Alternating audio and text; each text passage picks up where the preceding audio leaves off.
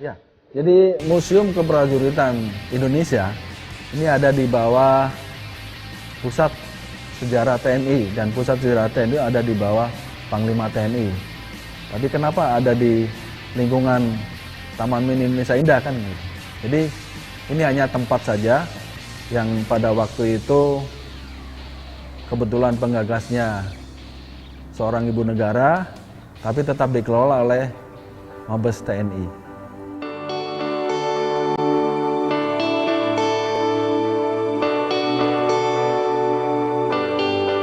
Museum Keprajuritan Indonesia selalu mengembangkan diri, walaupun dengan keterbatasan yang ada. Jadi memang kita misalnya pengembangan diri itu adalah selain untuk memenuhi kenyamanan pengunjung, juga untuk melakukan perbaikan-perbaikan di materi maupun perbaikan-perbaikan dari gedung itu sendiri.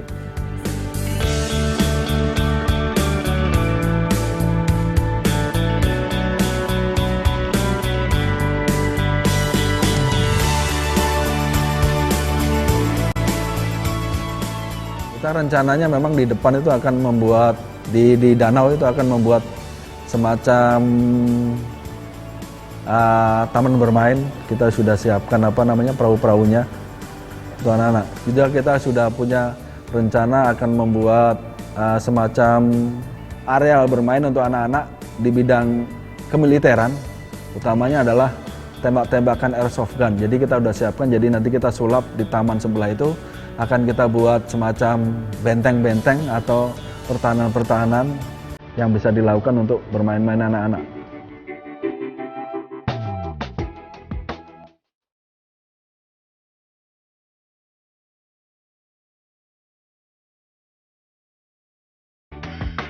Ya, kalau saya kira kalau istilahnya menambah pengunjung, otomatis artinya memang ketika sarana kita lengkap, ketika pengunjung merasa nyaman, otomatis pengunjung akan meningkat. Jadi itu adalah tujuan kedua. Tujuan pertamanya adalah bagaimana sih sebenarnya pengunjung dibuat nyaman dulu. Jadi kalau masalah faktor bagaimana pengunjung datang, saya kira bagaimana kita ke dalam. Kalau ke dalam kita sarannya lengkap, guide-nya ramah, saya kira pengunjung otomatis akan datang.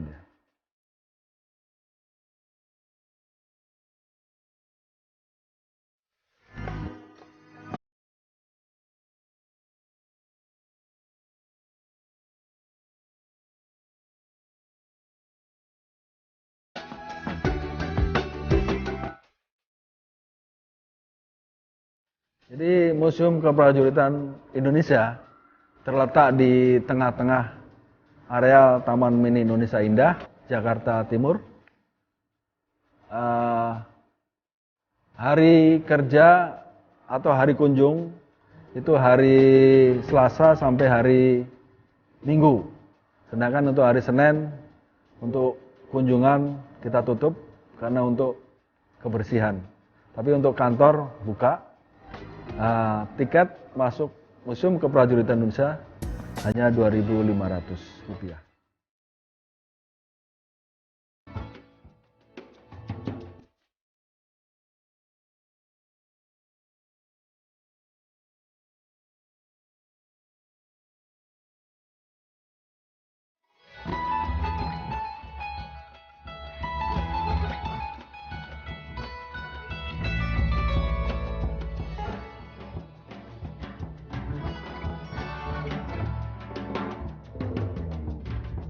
Ya, jadi ada letak yang strategis bagi Museum Keprajuritan Indonesia. Selain kita membawa misi TNI, juga membawa misi-misi dari Taman Mini Indonesia Indah. Dan itu rupanya klop, karena TNI sebagai lembaga pertahanan, dia juga harus membuat visi-visi bagaimana mengenalkan, bagaimana mengajarkan, bagaimana juga memberitahukan bahwa patriotisme itu perlu. Itu di satu sisi. Di sisi lain, di Taman Mini Indonesia Indah, yang dari aspek budaya, bagaimana juga mengenalkan budaya-budaya atau kebiasaan-kebiasaan daerah yang ada. Jadi di Taman Mini selain mengenalkan budaya Indonesia, juga mengenalkan budaya lokal. Dan di Museum Keprajuritan itu ada, misalnya pakaian-pakaian dari yang tadi itu ada. Jadi seluruh prajurit memakai pakaian yang ada di Nusantara.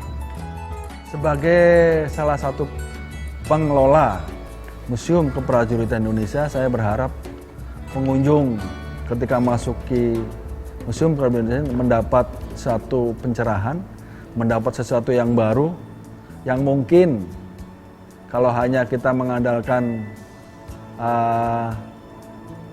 sumber-sumber yang di luar, mungkin ada banyak tapi tidak sempat. Tapi kalau mereka datang ke Museum Keprajuritan Indonesia, mereka diarahkan, mereka diceritakan, dan mudah-mudahan apa yang diceritakan, apa yang diarahkan oleh pemandu Museum Keprajuritan tentang sejarah perjuangan rakyat Indonesia abad ke-7 sampai abad 19 itu ada yang dapat dipetik oleh para pengunjung, dan ada mendapat tambahan wawasan bagi mereka, sehingga saya berharap bahwa sejarah bangsa kita ini tidak dilupakan.